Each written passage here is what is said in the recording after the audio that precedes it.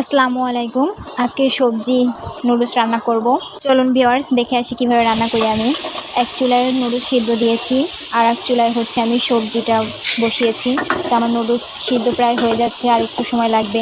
এখন আমি সবজির দিকে অ্যাটেনশন দিচ্ছি। এখানে তেলের উপর মরিচ, পেঁয়াজ কুচি, আর যে সিম, আলু, গাজর, এই 3 প্রকার সবজি কুচি করে নিয়েছি। আর এখানে টমেটো আছে। বাসায় ছোট বাচ্চারাও খাবে বিধায় ঝাল একটু কমিয়ে দিয়েছি।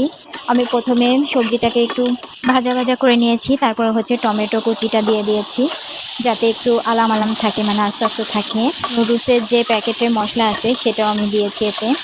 কিছুটা হয়ে যাওয়ার পর আমি এখন এই যে ডিম দিয়ে নিয়েছি। এখন এটাকে আর একটু ভালো করে মিক্স করে নিচ্ছি।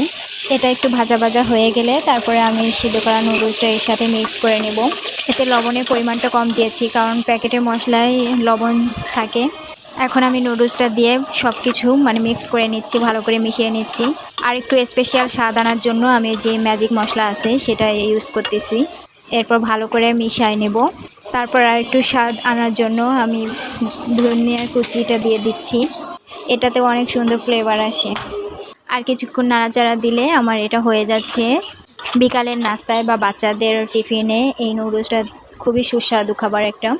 এই আমার নুডলসের চেহারাটা কেমন হয়েছে বন্ধুরা কমেন্ট করে জানিও।